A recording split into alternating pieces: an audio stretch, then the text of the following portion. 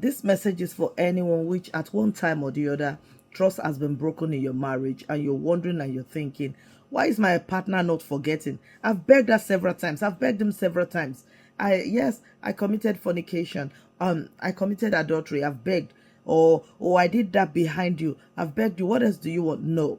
Always remember that when trust is broken, you have to wait it out until your spouse has forgiven you, until your spouse can forgive you, and you can both successfully build trust back.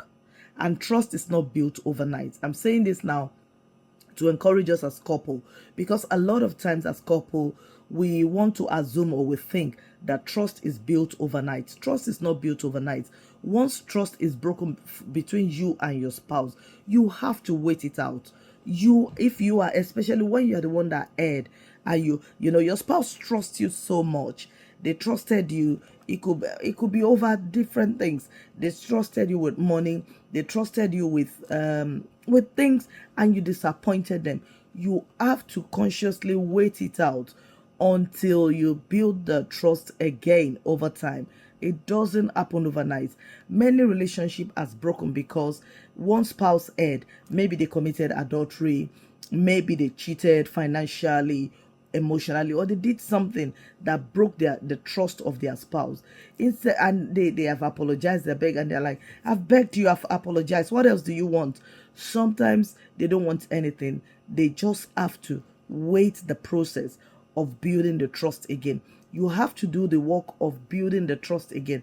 Let your spouse be able to trust you again. And it happens with time. It happens with you building building the trust again. So if before, one of the reason or the things that caused the betrayal was because you were too secretive, you now have to consciously live in a way that you will no longer be secretive. Somebody that has betrayed their partner, it's not the one that should be keeping locks on their phone again. It's not the one that should be keeping locks on their email. It's not the one that should be pretending when you are going to north, you don't say you are going to east. If you have betrayed your partner, it's time for you now to be 100% transparent, 100% honest with your spouse.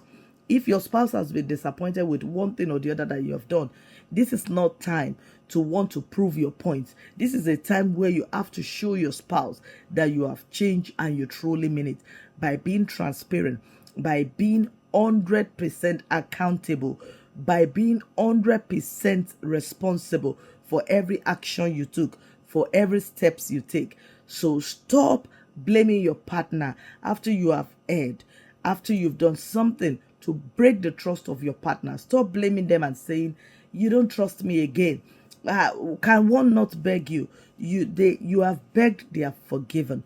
But the truth remains that trust, when it's broken, takes a long time to be rebuilt again. And so it is very important that you, as the erring partner, learn to consciously wait for your spouse to be able to build that trust together again.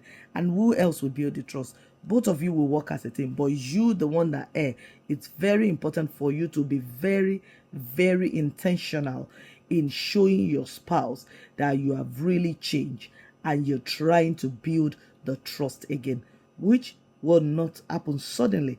It would happen over time. Don't forget, forgive your spouse and forget. But it takes time to build trust all over again. And you've got to wait it out. You've got to wait it out. Stay blessed. Take care.